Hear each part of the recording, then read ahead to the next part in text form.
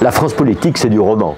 On le voit bien ces jours avec l'affaire du tweet de Valérie Trierweiler, la compagne de François Hollande, qui envoie des missiles sur Ségolène Royal, l'ex-compagne du président et mère de ses enfants. Des personnages qui s'aiment, qui se détestent, qui s'agitent dans les coulisses du pouvoir.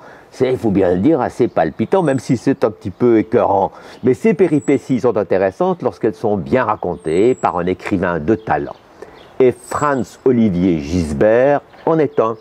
Il est non seulement le directeur du Point, qu'il dirige avec succès, mais il écrit des livres, des romans, des essais, des ouvrages politiques. Le dernier en date sera, raconte-t-il, affirme-t-il, le dernier qu'il écrira sur ce domaine. D'ailleurs, ça s'appelle « Les derniers carnets ». Pourquoi les derniers? Parce qu'il veut se consacrer à d'autres tâches littéraires, affirme-t-il. Alors, dans ce livre, il déballe tout.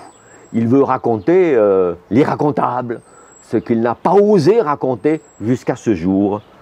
Alors, ce livre fait revivre la campagne présidentielle de 2012 avec quelques plongées dans le passé. Et il illustre les relations étroites, presque jusqu'à la perversité qu'il a entretenues avec Mitterrand déjà, avec Chirac et avec Nicolas Sarkozy.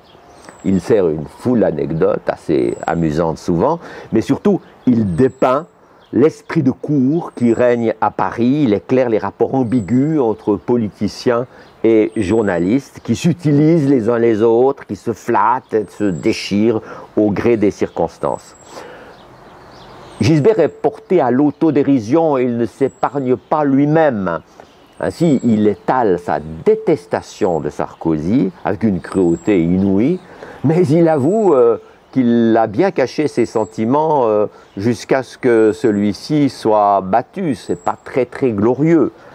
Il faut dire que Sarkozy était un manipulateur acharné des médias. Ainsi, il harcelait l'éditeur du Point pour demander d'écarter ce rédacteur en chef jugé trop impertinent.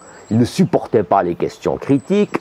Alors Gisbert s'amuse, il propose par exemple d'introduire un nouveau mot dans la langue française, sarkozyser, pour dire intimider, menacer, faire pression. Cela n'empêchait pas le président d'ailleurs d'inviter le dit journaliste à sa table de l'Élysée, où, raconte celui-ci, on mange d'ailleurs assez mal, des tentatives de séduction qui alternaient avec les réprimandes, dans un double jeu masqué où, au fond, chacun trichait.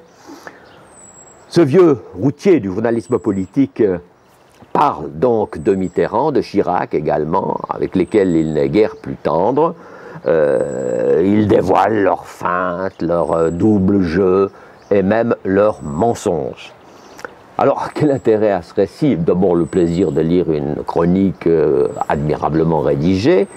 Et puis aussi, c'est une occasion de s'interroger sur les méfaits d'un système quasiment monarchique où le pouvoir du président est tel qu'il fascine les médias au-delà de toute mesure, fascinant également, bien sûr, ainsi le public et les citoyens.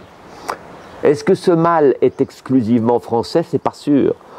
En Suisse aussi, les journalistes, même s'ils sont rarement aussi proches des dirigeants, dans une toute autre dimension bien sûr, en Suisse aussi, se pose la question de la bonne distance des journalistes avec les hommes politiques. Ils doivent à la fois comprendre ceci, les expliquer, mais en même temps garder une indépendance d'esprit. Est-ce qu'ils y parviennent ou pas? Ça, c'est à vous de le dire, chers lecteurs.